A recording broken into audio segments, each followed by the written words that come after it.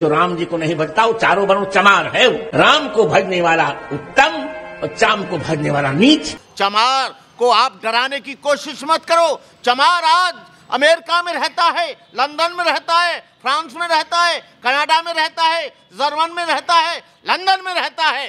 चमार ने देश का विकास किया है। चमार आज इतना विद्वान है, वो नीच नहीं है, वो देश की सेवा करता आया है। तुम जैसे लोगों ने धर्म परिवर्तन किया होगा, लेकिन उठाकर इतिहास को देख लेना, चमारों ने न मुगलों से घबराए हैं, न किसी और से घबराए हैं। चमारों के कत्ल हुए लेकिन वो मुसलमान नहीं बने, चमारों के कत्ल हुए वो ईसाई नहीं बने।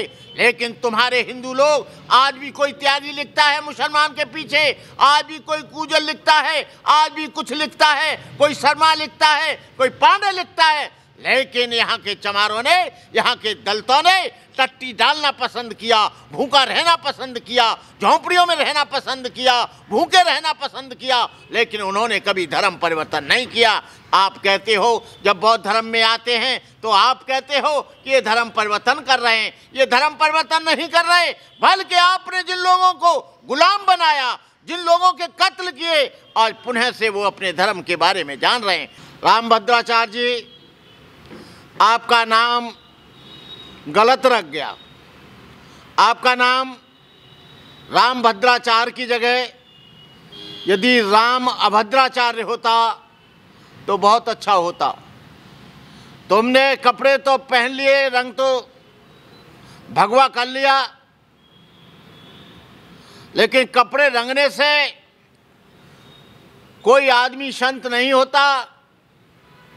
कोई आदमी संत तभी होता है जब उसका मन रंगता है, जब उसका मन पवित्र होता है, जब उसकी वाणी पवित्र होती है, जब उसका कर्म पवित्र होता है। लेकिन आपके मन में, जब कि आप नेत्र विहीन हैं, आप आँखों से जन्म से अंधे हैं, मुझे लगता है विचारों से भी आप अंधे हैं, कर्म से भी अंधे हैं। यदि ऐसा न होता तो इस देश के करोड़ों लोगों को, दलित और पिछड़े लोगों को आप गाली देकर, ये जातिवादी भावना को रखकर उनको नीच नहीं बताते। लेकिन मैं ऐसा मानता हूँ, हमारे परम संत रैदास जी ने कहा है कि हर एक आदमी चमार है, चाहे वो दुनिया में कहीं भी रहता है। और चमार का अर्थ बहुत बड़ा होता है। चा से चमड़ी, माँ से मांस और रा से रक्त। कौन आदमी कह सकता है कि चमार नहीं है? क्या उसके ऊपर चमड़ी नहीं छड़ी है? क्या उसके अंदर मांस नहीं है? क्या उसके अंदर रक्त नहीं है? लेकिन तुमने जिन लोगों को नीच बताया, केवल चमारों को ही नीच नहीं बताया, बल्कि आप पूरे करोड़ों लोग यहाँ अछूत रहते हैं, जिनको शेड्यूल कास्ट कहा जाता है, जिनको बैकवर्ड कहा जाता है, जिनको ओबीसी कहा जाता है, उनसे भी आप नफरत करते हैं, उनको भी आप गाली देते हैं।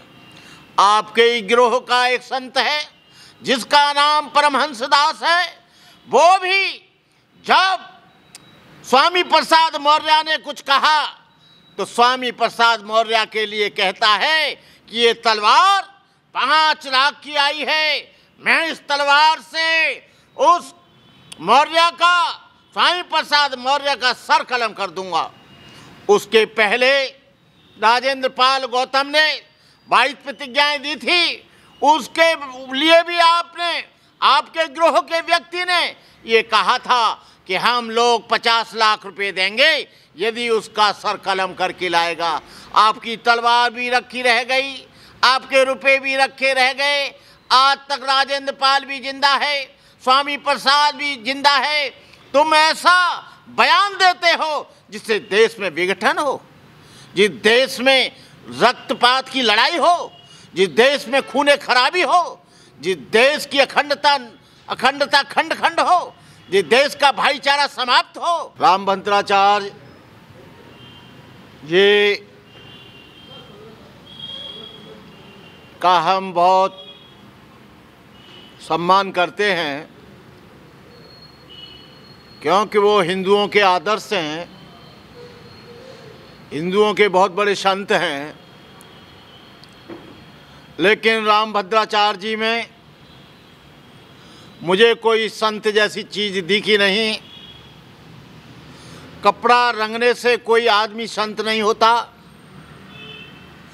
रामायण या भागवत करने से कोई आदमी संत नहीं होता, कथा वाचक होने से भी कोई आदमी संत नहीं होता। हम लोग तो हमेशा ये प्रयास करते हैं कि ये भारत माता तुम अखंड रहो, अखंडता बरकरार रहे, इस देश में कोई द्वेष ना हो, इस देश में कोई घृणा ना फैले, इस देश में कोई ईर्षा ना फैले, इस देश में वैमनस्यता ना फैले, इस देश में जातिवाद ना फैले। लेकिन रामभद्राचार्य जी, आपने जातिवाद स्टेटमेंट देकर यहाँ के लोगों को आहत किया है। हम जानते हैं कि आप आरएसएस के गुरु हैं, हम जानते हैं कि आप हिंदुओं के गुरु हैं, लेकिन आप किसी को भी जबरदस्ती किसी भी आस्था को नहीं मनवा सकते। ये हमारा संविधान इस बात के लिए गवाही देता है कि किसी भी व्यक्ति को आप जबरदस्ती हिंदू नहीं बना सकते, किसी भी व्यक्ति को राम को मानने के लिए मजबूर नहीं करते। क्या मुसलमान राम को नहीं मानते हैं तो क्या वो नीच हो गए? ईसाई राम को नहीं मानते हैं क्या वो नीच हो गए? सिख राम को नहीं मानते हैं तो क्या वो नीच हो गए? बौद्ध राम को नहीं मानते हैं क्या वो नीच हो गए? जैन राम को नहीं मानते हैं क्या नीच हो गए? ये अपनी अपनी आस्था का सवाल है, अपनी अपनी निष्ठा का सवाल है। यहाँ का संविधान आपने पढ़ा नहीं होगा, क्योंकि आप तो आंख से अंधे हैं, कहाँ पढ़ पाओगे। एक बार रामभद्राचार्य जी, आप किसी चेले को लेकर 25 अनुच्छेद से लेकर 28 अनुच्छेद तक पढ़ना कि ये जो देश है ये धर्मनिरपेक्ष है, ये किसी के ऊपर जबरन किसी भी धर्म को मानने के लिए किसी आदमी को मजबूर नहीं कर सकता। आपको मालूम है, चाहे वो किसी को भी माने, चाहे बिना धर्म के रहे या बिना कर्म के रहे या बिना किसी मिशन के रहे, ये बात आपने जो कही है इससे हम आहत हुए।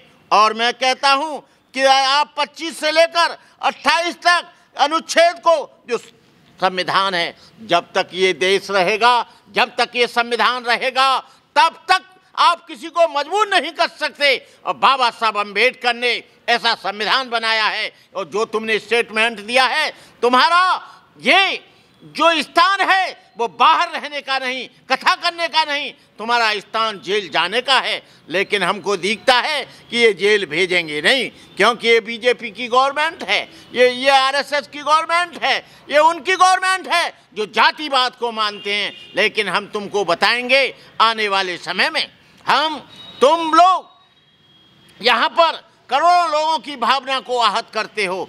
मैं कहना चाहूँगा रामभद्राचार्य जी, भविष्य में ऐसी भाषा का उपयोग मत करना, ऐसी भाषा का प्रयोग मत करना। इस भाषा से ये देश टूटेगा, ये समाज टूटेगा, इस देश में विघटन हो जाएगा, अखंडता खतरे में आ जाएगी। और तुम लोग रात दिन हिंदू राष्ट्र बनाने की बात करते हो। हिंदू राष्ट्र कैसे बनेगा? भारतीय संविधान में हिंदू राष्ट्र बनाने वाली जैसी कोई चीज नहीं है। आप हिंदू राष्ट्र क्यों बनाना चाहते हो? जैसा संविधान कहता है वैसा करो। आप संविधान को बदलने की बात करते हो।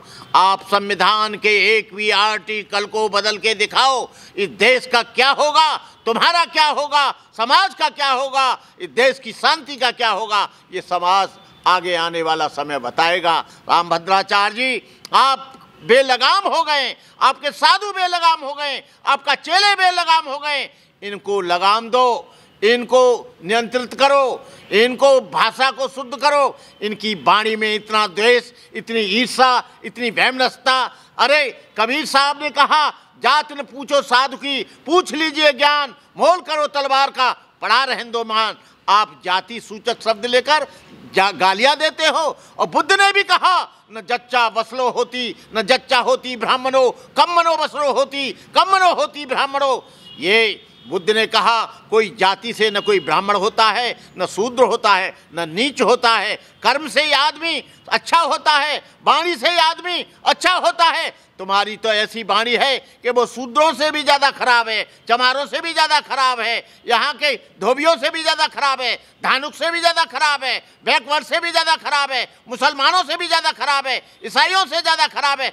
तुम्हारी वाणी में एक अंधे व्यक्ति के मन में इतना द्वेष और घृणा हो सकती है, तो आप जिनकी आंखें हैं, जो बलवान हैं, उनके अंदर कितनी घृणा होगी। मैं देश के भाइयों से कहना चाहूँगा कि इस घृणा को दूर रखो, भाईचारे को बनाए रखो, और आप लोग रामभद्राचार्य को जेल जाने के लिए और इनके जो वक्तव्य है उसकी निंदा करो। मैं बैकवर्ड के लोगों से, यहाँ के शेड्यूल कास्ट के लोगों से, यहाँ के तमाम लोगों से कहना चाहता हूँ कि इनको दान दक्षिणा देना बंद करो, इनकी कथाओं में जाना बंद करो, इनको घर बुलाना बंद करो, शादी दिखाना बंद करो।